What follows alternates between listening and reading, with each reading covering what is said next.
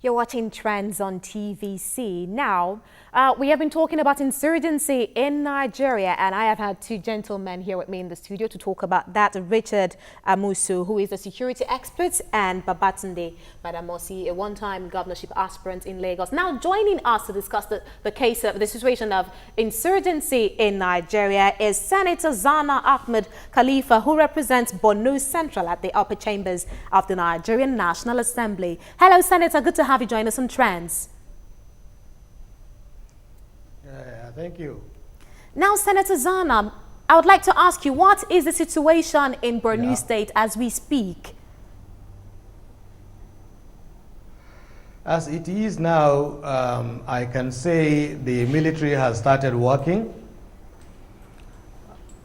and they have started chasing the Boko Haram up and down. So if this persists, definitely in no time they will succeed. That's right.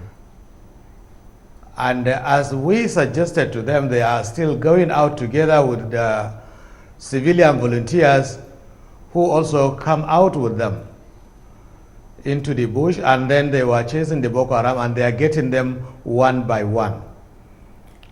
And as of now, those who run away, some of them do come to Maiduguri, the state capital, and they were being caught at least 4, 5, 6 every day. Now, Senator so Zanna, I think they are on the run now.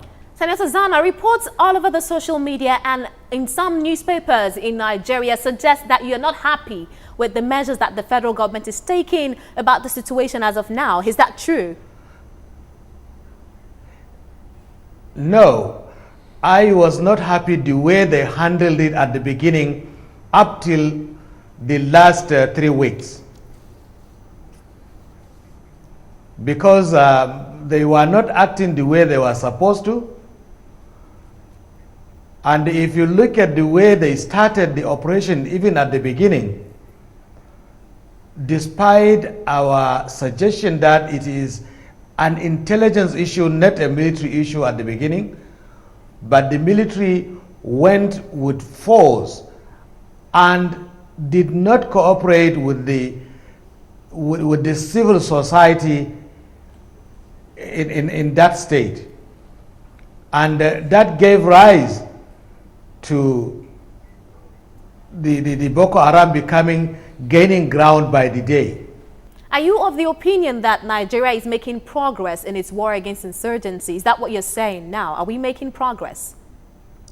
For now, if they sustain the stamina now, actually they will succeed.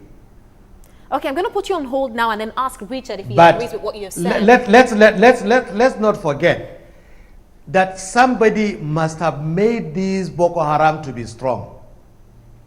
Apart from the support they were getting from outside, still the lackluster attitude of the military, I think there is a question they need to answer.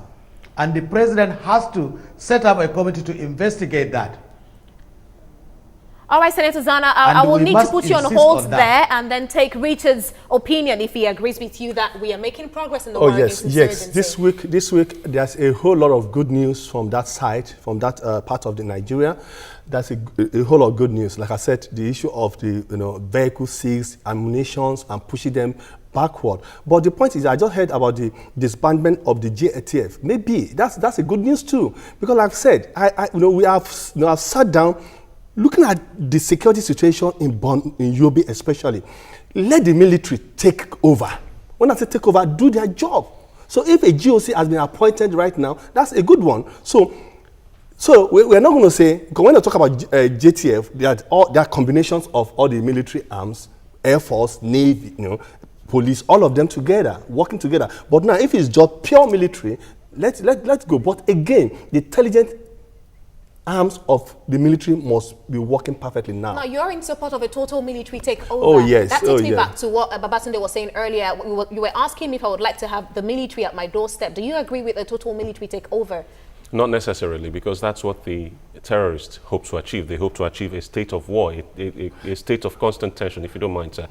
The situation as it stands right now, did not, this situation where Boko Haram are suddenly in the retreat did not happen overnight. It took a lot of background intelligence work, okay, that has been going on for months. So now, would quietly. you rather risk the continuous killings of people as opposed to having a total military takeover? I would like to know. If the military go in jackboots and all guns firing, a lot of civilians are going to die.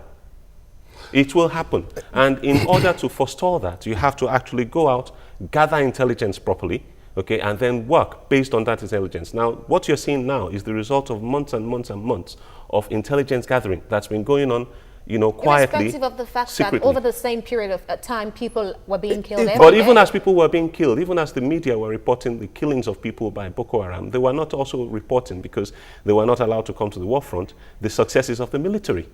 Okay, now Okay, at this that's point, perhaps one area where the military may have failed in the area of public relations. I'm sorry, gentlemen, let's go to our online community. Now, Moses, talk to me. What's the online community saying about insurgency in Nigeria? Yeah, you know, like I said earlier on, you know, as we've earlier on discussed, the government, well, from the comments made so far and the tweets we've been getting, you know, many people seem to be reacting to the fact that the government says it's winning the war, you know, against Boko Haram, but most civilians don't feel that way, especially coming from the northeastern region. Now, I'm gonna read a tweet from that says. From Abayomi Adisa, it says, "What hasn't the Nigerian government done right? Let us chart the way forward." That's what he says. That's what Abayomi Adisa says. And then we have another tweet that says, "As at this very moment, there are a lot of academic institutions up there in the northeast without armed security personnel guarding their gates. The jam, for example, is fast approaching, and this government posted school children to terrorist-prone areas for the exams. You can be dead sure that there will be no adequate armed security men protecting their lives. The whole thing is terrifying and outrageous. The government is trying, but more needs to be done." You know, that raises some level of questions, because I'm particularly interested in this tweet because he says that, you know, some school children or youth are actually still being mobilized to that area. Take, for example, the NYC, the Nigerian Youth Service Corps. From reports, unconfirmed reports, though, we gathered that over 700 corps members were still posted to the northeastern part of Nigeria. Okay, Moses, I will get Senator Zanna to react to that, as well as the gentleman here with me in the studio. So please tell us, what is trending right now online? Trending right now online? Yes, please.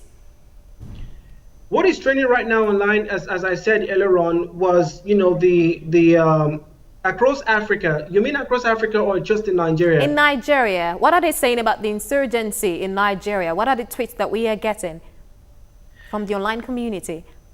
Okay, which from one that we got here from Adedeji. He says the government should realize that this Boko Haram trend has gone beyond religious and ethnic fundamentalism. It's a sad trend. And from tweets, we've got one from Chukwudibe, and he says, has 700 vehicles has been seized, then that's more vehicles than the average state police command.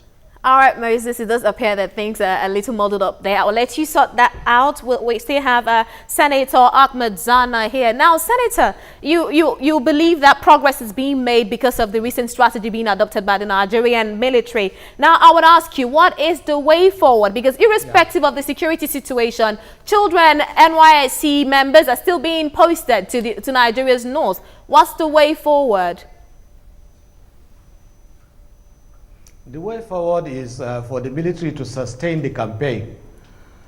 I don't want them to go back the way they did immediately after the state of emergency. They should continue the campaign. They now again allowed the Boko Haram to continue. Thank you so much for taking out time to join us on Trends. Yes, we could go on and on and on, but we have fast run out of time. I should also say thank you to Gbadamosi, Babatunde, for joining us to talk about insurgency in Nigeria. And Richard Amosu, thank you so much for joining us. You're welcome. There is so much to talk about. The conversation will continue online. Yes. Next week, we will talk about the Oscar Pistorius trial, and we're wondering, where will the pendulum swing?